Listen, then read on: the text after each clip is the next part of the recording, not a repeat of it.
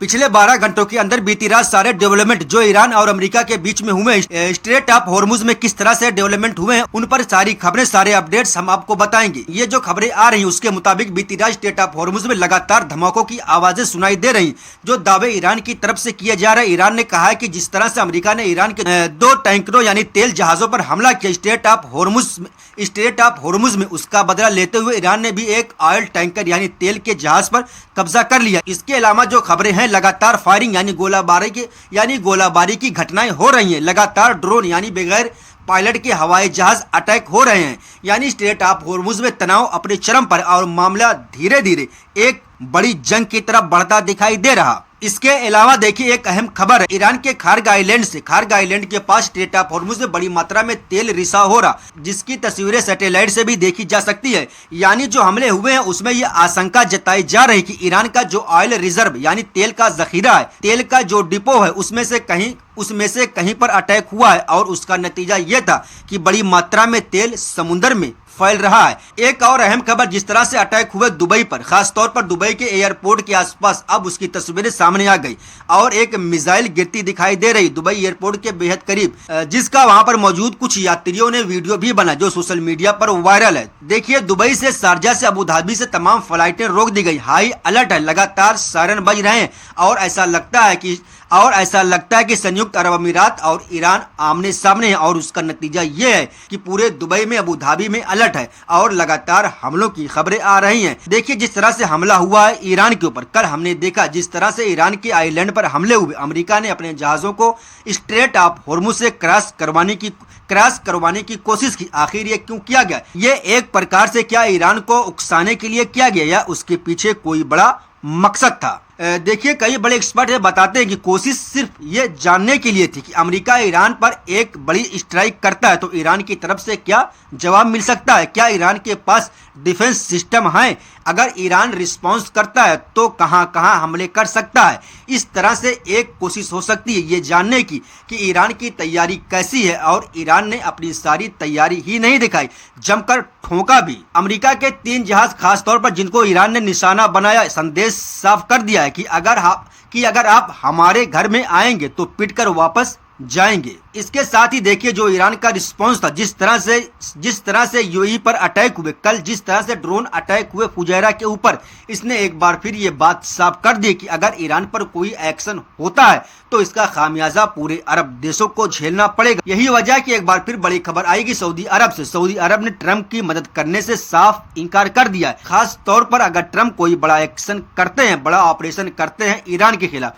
देखिए खबरों के मुताबिक पहले डोनाल्ड ट्रंप ये चाहते थे कि ईरान पर अगर कोई एक्शन होता है तो सऊदी के बेस का इस्तेमाल किया जाए। इसको लेकर सऊदी ने मना कर दिया। ये खबर 2 दिन पहले की, उसके बाद जब कल ईरान की तरफ से स्ट्राइक हुए संयुक्त अरब अमीरात पर, उसके बाद एक बार फिर सऊदी ने अमेरिका को यह साफ संदेश दिया है कि अगर आप किसी भी तरह का ऑपरेशन करते हैं, स्ट्रेट ऑफ होर्मुज में भी अगर आप कोई ऑपरेशन करने जा रहे हैं, सऊदी अरब अपने मिलिट्री बेस का इस्तेमाल नहीं करने देगा। ये संदेश दे दिया गया और इतना ही नहीं, सऊदी की तरफ से ये मैसेज ईरान को भी दिया गया कि हम आपके खिलाफ किसी मिलिट्री ऑपरेशन में शामिल नहीं होंगे।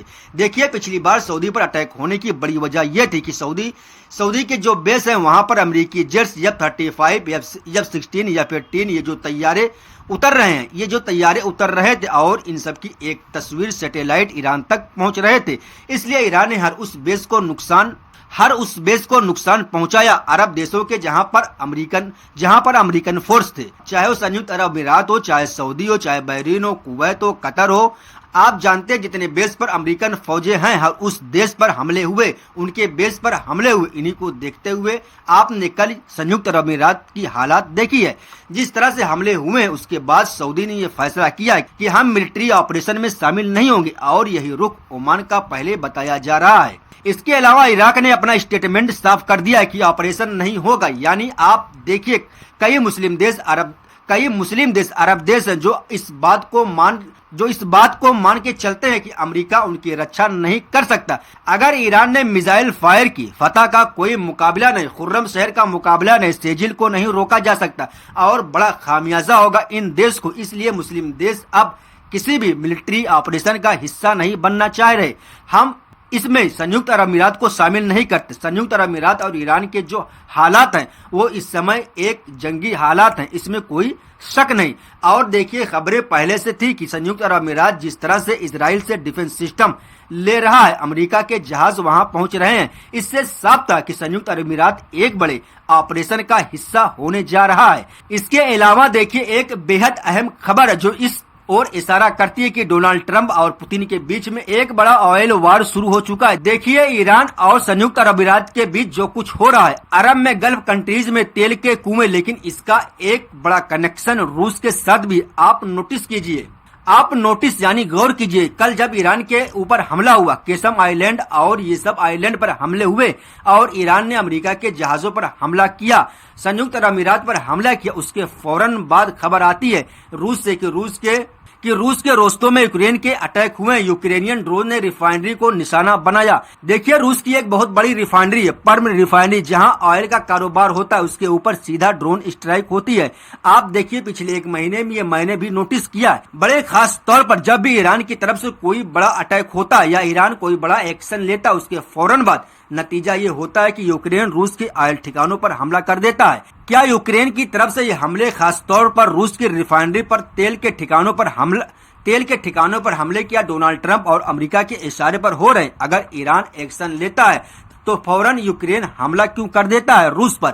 आप पिछले एक महीने में उठाकर देखिए, कम से कम 10 से 12 ऑयल रिफाइनरीज पर रूस पर बड़ा हमला हुआ है, चाहे वो तुपसे ऑयल रिफाइनरी हो चाहे किस हो, ये बहुत बड़ी रिफाइनरी है। और कल पर्म में जिस तरह से हमला हुआ, जब ईरान अमेरिका के जंगी जहाजों पर हमले कर रहा है, वहां पर तुरंत कुछ ही घंटों के अंदर यूक्रेन ने ड्रोन दाग दिए।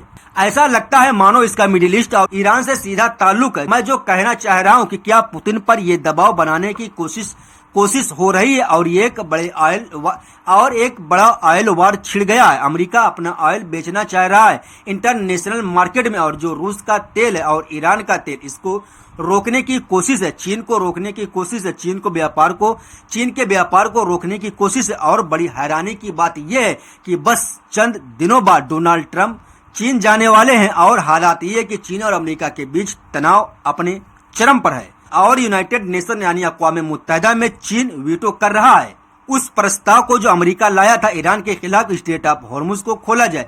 ऐसे हालात में जो हमले हो रहे हैं संयुक्त अरब अमीरात पर, दुबई पर और उसको लेकर अगली डोनाल्ड ट्रंप और जिनपिंग प्रस्तावित बैठक, उसमें सबसे बड़ा मुद्दा ईरान और स्ट्रेट ऑफ हॉर्मुज होने जा रहा है।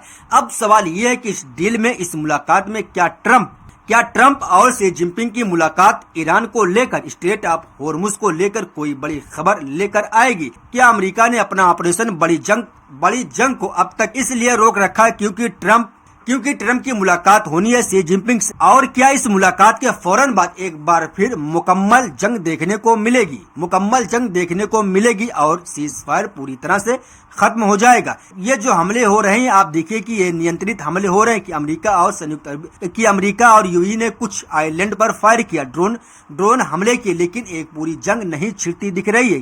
क्या ये एक टेस्टिंग यानी आजमाइश की कोशिश? एक्सपर्ट यानी माहिरीन इस तरफ इशारा कर रहे हैं कि एक बड़ी जंग की आहट है और ईरान इसके लिए तैयार है, चाहे समुद्र में हो चाहे आसमान में, और पहले के मुकाबले ज्यादा मजबूत स्थिति में है। और ये जो हमले हुए हैं ईरान के आइलैंड पर, इसके बाद बताया जा रहा है कि एक बार फिर ईरान की तरफ से अपने मिसाइल को डिप्लॉय कर दिया एक बड़े ऑपरेशन का जवाब देने के लिए, यानी पूरे स्ट्रेट ऑफ हॉर्मुज में, मिडिल ईस्ट में एक बार फिर भयंकर जंग का खतरा मंडरा रहा है। बहुत बहुत शुक्रिया, मिलता अगली तो अपना ख्याल रखिएगा। अल्लाह हाफिज।